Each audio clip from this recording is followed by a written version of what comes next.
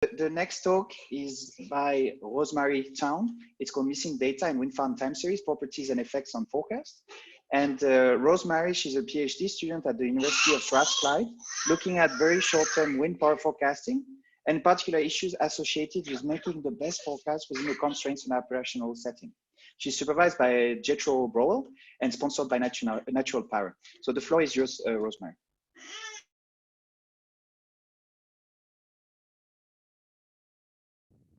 Thank you, Pierre. Hopefully you can all hear me.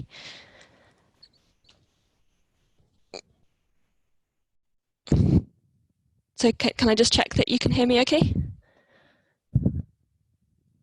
Yes. Okay, good. Yes, yes. Yeah, cool. we can. Good. Thank you all for coming.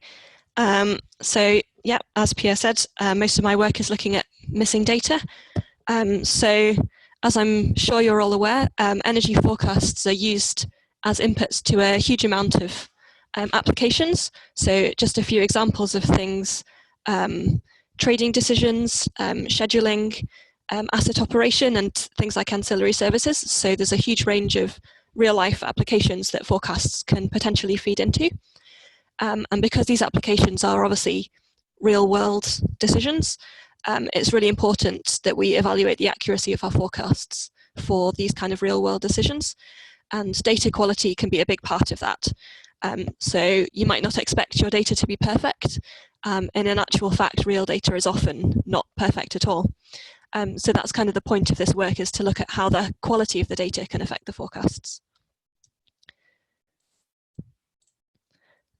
So just to give you an outline of what I'm going to talk about, first of all, I'm going to talk about some of the properties of missing data that we see in real data sets from wind farms, and then go through a bit of a case study where we've kind of tried to quantify the effect that this missing data can have on forecasts. So we've split this into two types of missing data. First of all, if you're missing points in the training data set that you use to train the model, but then also if you're generating forecasts in a live setup, you might be missing inputs when you need to generate your forecasts as well.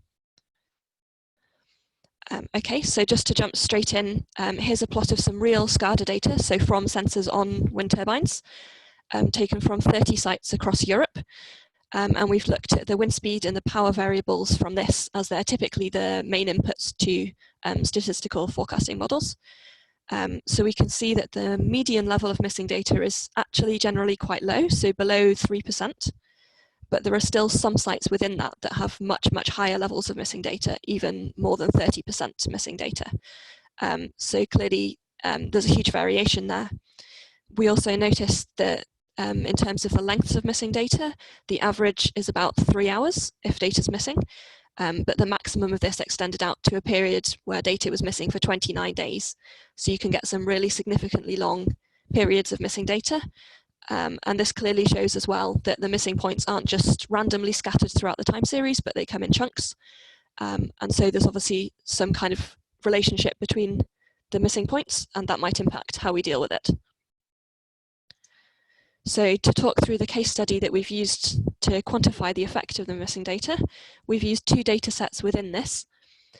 So the first data set showed the results on the previous slide, and this is data that has missing data within it. So that allowed us to kind of analyze the properties of the missing data itself that I showed already, but that also allowed us to replicate the certain patterns, so the lengths of missing periods and the relationship with the power variables in our case study. Then for our case study, we used a data set of 10 sites where we have complete data.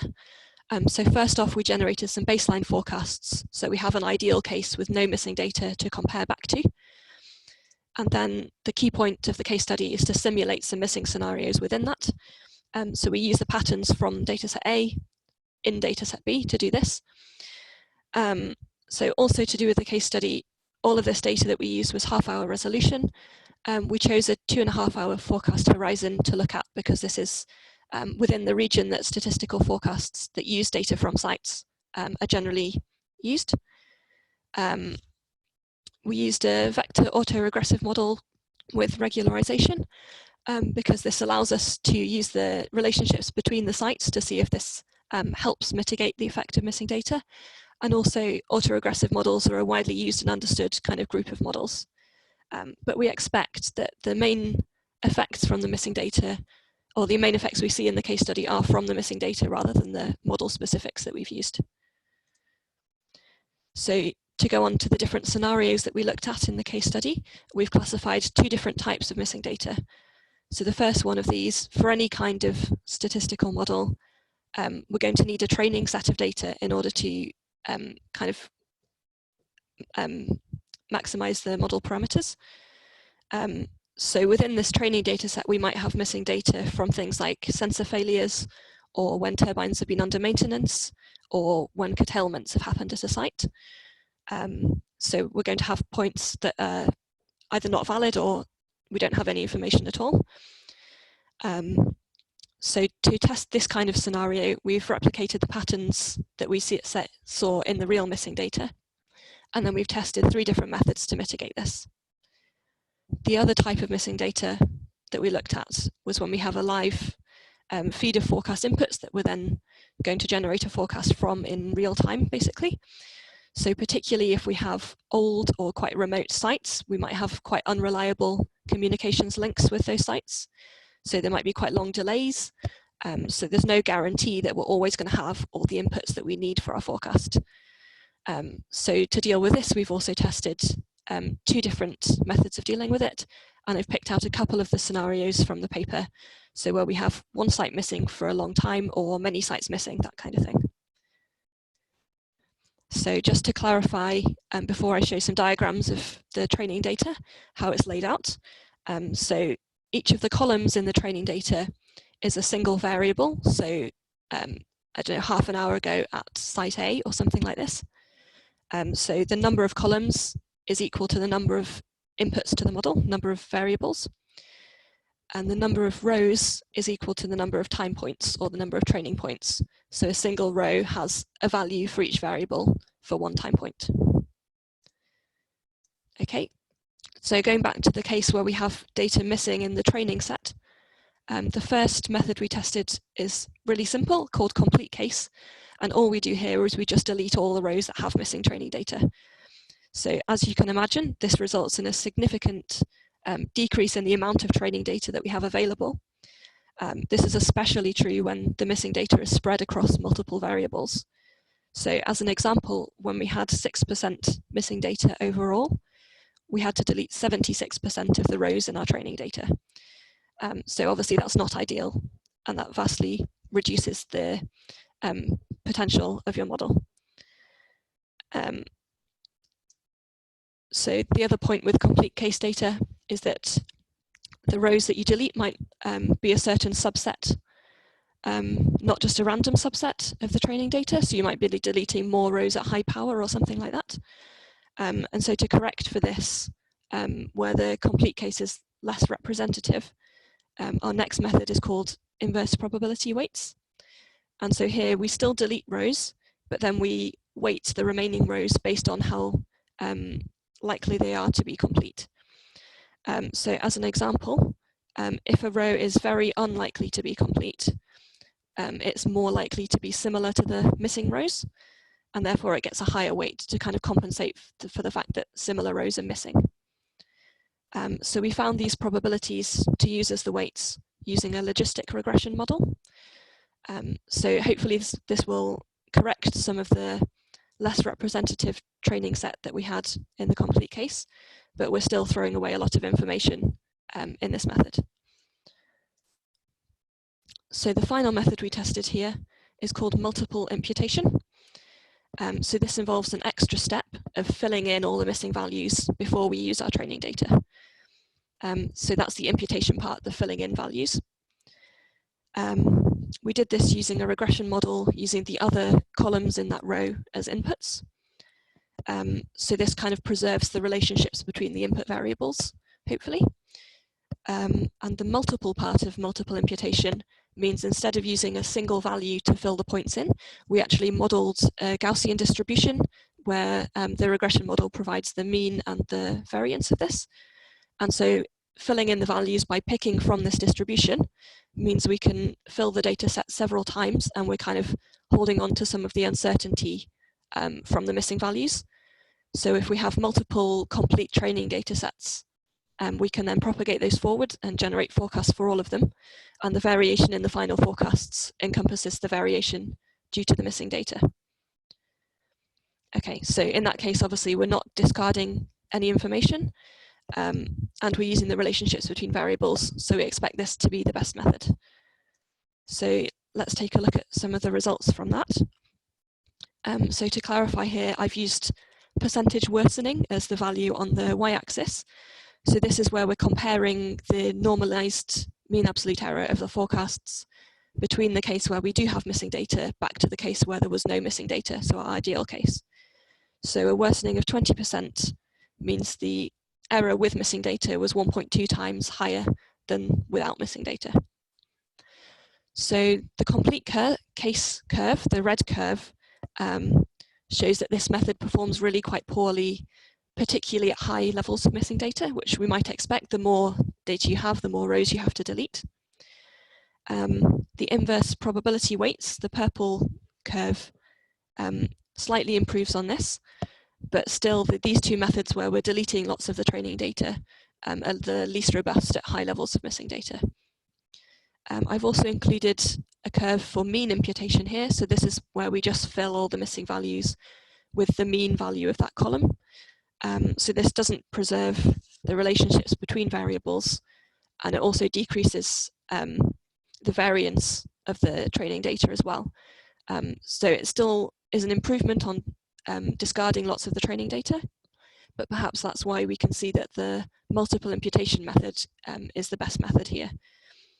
I haven't added them to the graph because they were quite small, but you actually also get an error bar due to the extra uncertainty from imputing multiple times with the multiple imputation method.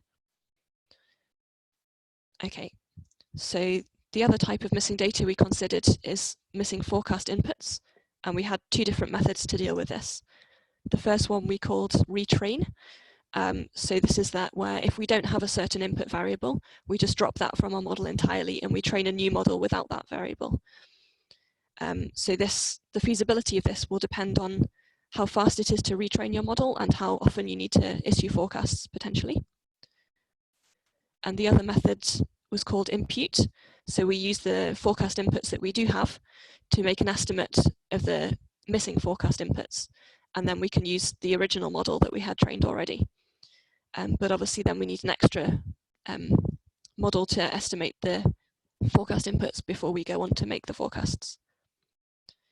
So a couple of cases of these. This first one is looking at if you have a whole site dropping out for extended period of time, so you have no inputs from a certain site or multiple sites. So here we can see that if at the sites where there is no forecast input, the blue lines, we get a significantly increased error. We can see that if we have more sites with inputs in our model, this improves the error at the sites that are in the model and the ones that are missing. So generally, a larger set of input sites seems to increase the robustness to missing data across all of the sites in the model. And also we can see that our retrain method, where we drop an input variable and train a new model, seems to outperform the impute method, where we're estimating our forecast inputs. So then another case is if we have a certain number of lags missing at a single site. So if a site drops out for a certain amount of time. So we can see that the longer the period that a site drops out for, the worse the forecasts, which you might expect. And we can also see that the biggest share of this worsening comes from the most recent data missing. So the biggest jump is at the very beginning when the lag 1 is missing, which kind of makes sense because generally the most recent data is the most significant input in the model. We can also see that retrain is still the best method in this case as well.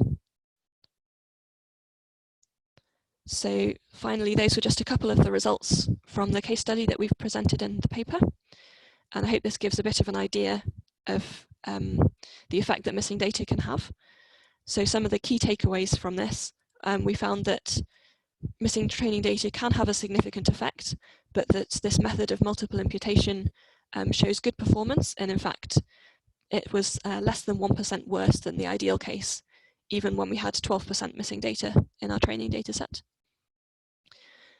We found that retraining when you have a missing forecast input, so making a new model without those variables as an input, is the best approach for that. We found that including more models, or more sites in a spatiotemporal model, like a vector autoregressive model, seems to be more robust to missing data. And we also found that the most recent data is the most important piece of information, and so missing this causes the majority of the forecast worsening. So I'd like to thank you for listening finally.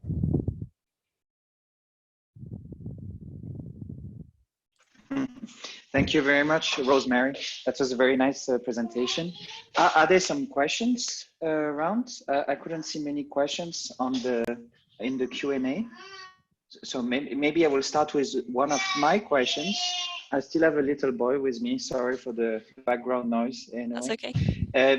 Rosemary, do you have do you have an idea about the actual shares of missing data in practice, like for offshore/onshore sites in the UK, for instance, or in Scotland? Mm-hmm. I couldn't comment on that because all the sites that we used were actually onshore sites, just because that's what we had data available from. But I think the main kind of distinguishing factor was the age of the site and the quality of the communications link that had been installed. Okay, but you don't have an idea about the amounts? Is this 4%? Is this 1%? Is this 20%? Okay, so the first slide showed from real sites, so it ranged between less than 1% up to 30%, but the average was about 3 to 5%. So that was a real site. Yeah. Okay, good. Another question about the patterns of missingness. I mean, do you care if the missing data is just purely random or if there seem to be chunks at once? Yeah, so there's different classifications for missing data, and there's a test for this in the paper. So we found that the data was something called missing not at random, which is where the probability of the point being missing is related to the value it would have taken. So things like high powers are more likely to be missing due to curtailment actions, for example, or low powers are more likely to be missing at maintenance times. Okay, that's great, Rosemary. Thank you very much. But I think if no one else is asking a question, I have a question, but it's appearing strangely. My question just got updated. Did you try a classic EM approach? Expectation maximization. Rosemary? Okay, so we just used... Can you hear me, Rosemary? Yeah. Yes. So we used the lasso regularization method implemented within Python. So whatever that uses in the background. Okay. Okay, good. And I think for a matter of time, sorry, Jonathan, I will have to move on, and maybe I will just forward the question directly. There were more questions, Rosemary, but we'll have to move on to the next talk. Okay, so thank you very much once again.